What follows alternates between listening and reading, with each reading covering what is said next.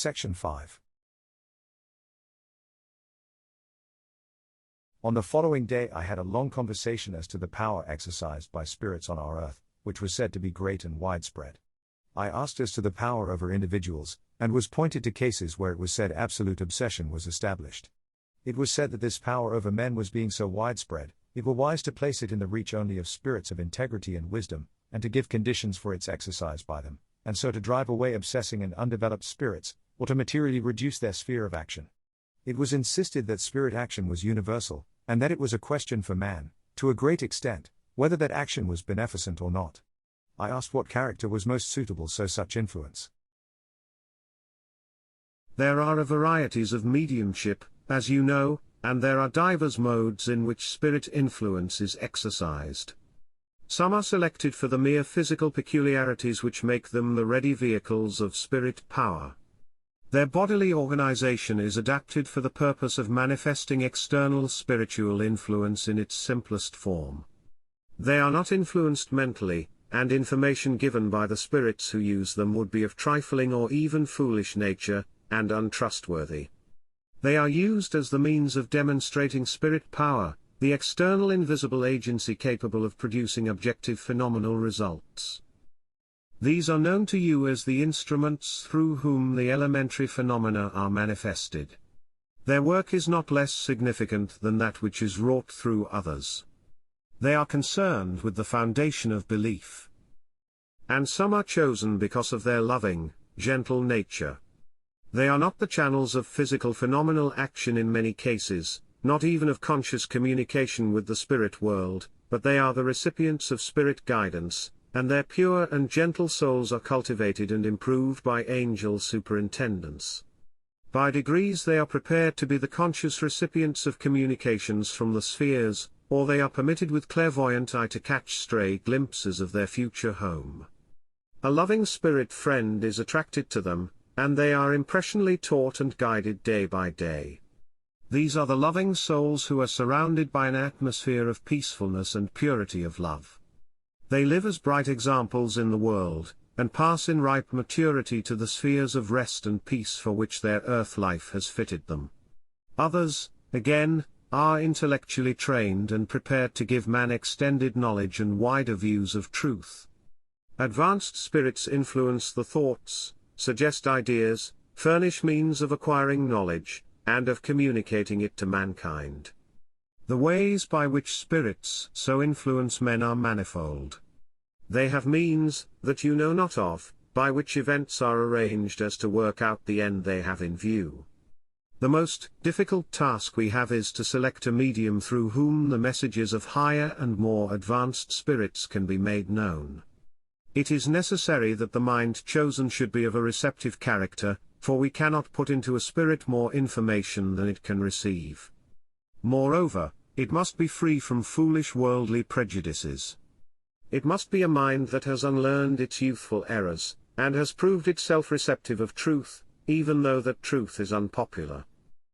More still, it must be free from dogmatism. It must not be rooted and grounded in earth notions. It must be free from the dogmatism of theologies and sectarianism and rigid creed. It must not be bound down by the fallacies of half-knowledge which is ignorant of its own ignorance. It must be a free and inquiring soul. It must be a soul that loves progressive knowledge, and that has the perception of truth afar off. One that yearns for fuller light, for richer knowledge than it has yet received, one that knows no hope of cessation in drinking in the truth. Again, our work must not be marred by the self-assertion of a positive antagonistic mind, nor by the proud obtruding of self and selfish ends and aims. With such we can do very little, and that little must all tend to the gradual obliteration of selfishness and dogmatism. We desire a capable, earnest, truth-seeking, unselfish, loving spirit for our work. Said we not well that such was difficult to find among men?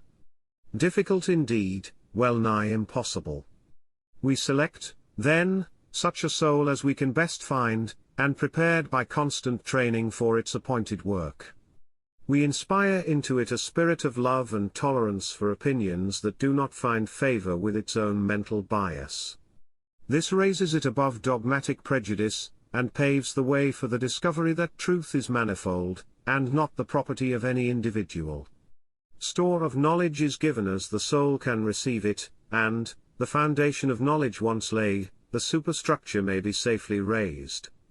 The opinions and tone of thought are molded by slow degrees, so that they harmonize with the end we have in view.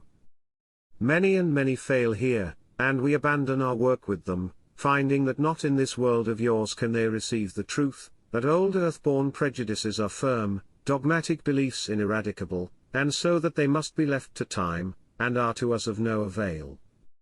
Moreover, a perfect truthfulness and absence of fearfulness and anxiety are the steady growth of our teaching.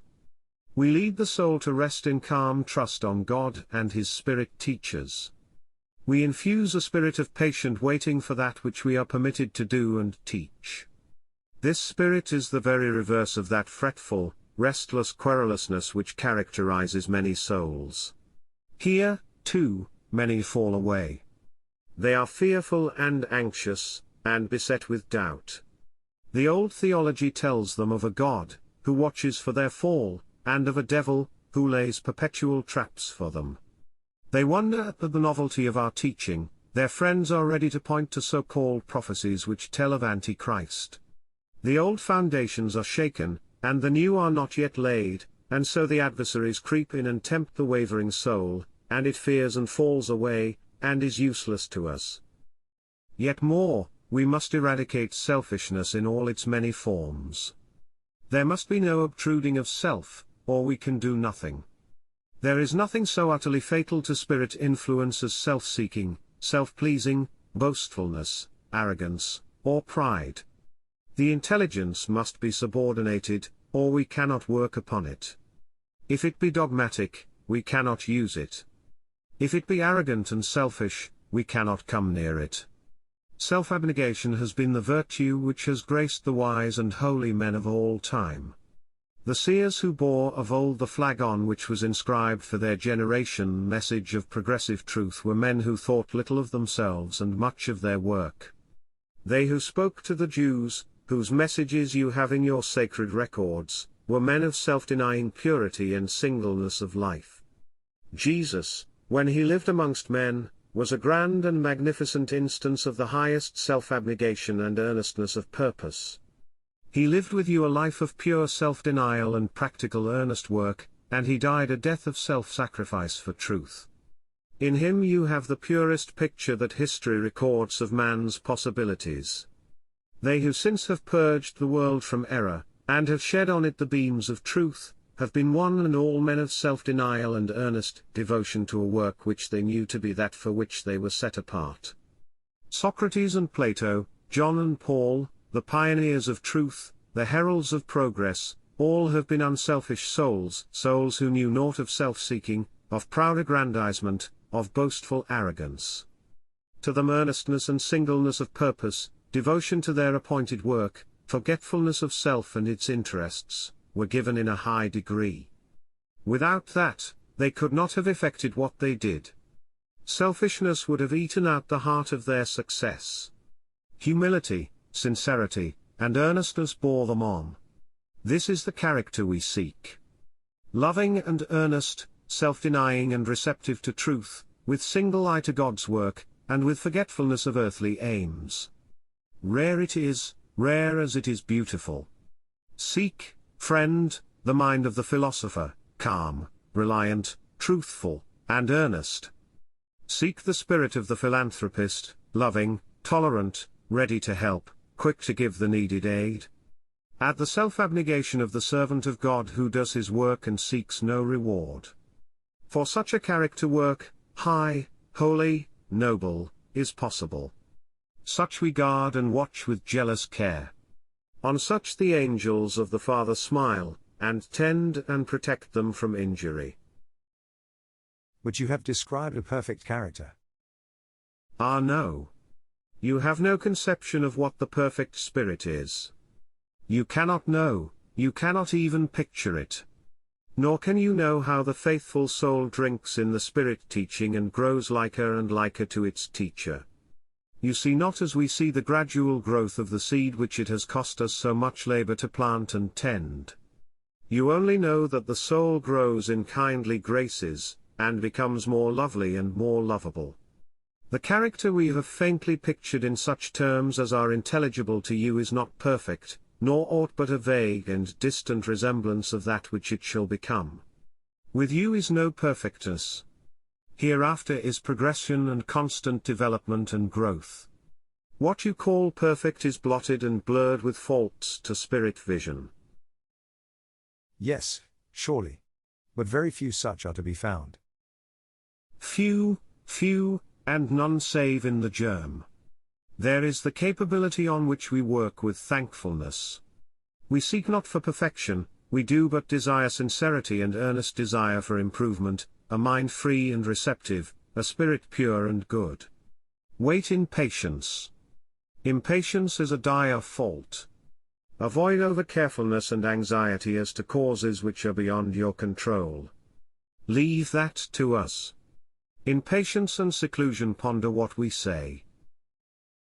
I suppose a secluded life is favorable for your influence, rather than the busy whirl of town?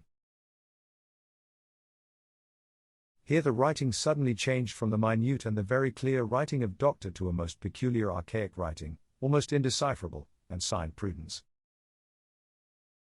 The busy world is ever averse from the things of spirit life. Men become absorbed in the material, that which they can see, and grasp, and hoard up, and they forget that there is a future and spirit life. They become so earthly that they are impervious to our influence, so material that we cannot come near them, so full of earthly interests that there is no room for that which shall endure when they have passed away. More than this, the constant preoccupation leaves no time for contemplation, and the spirit is wasted for lack of sustenance. The spiritual state is weak, the body is worn and weary with weight of work and anxious care, and the spirit is well nigh inaccessible. The whole air, moreover, is heavy with conflicting passions, with heart-burnings, and jealousies, and contentions, and all that is inimical to us. Round the busy city, with its myriad haunts and vice, its detestable allurements, its votaries of folly and sin, hover the legions of the opposing spirits, who watch for opportunity to lure the wavering to their ruin. They urge on many to their grief hereafter, and cause us many sorrows and much anxious care. The life of contemplation is that which most suits communion with us. It is not indeed to supersede the life of action, but may be in some sort combined with it. It is most readily practiced where distracting cares come not in, and where excessive toil weakens not the bodily powers. But the desire must be inherent in the soul, and where that is, neither distracting cares nor worldly allurements avail to prevent the recognition of a spirit world, and of communion with it. The heart must be prepared. But it is easier for us to make our presence felt when the surroundings are pure and peaceful.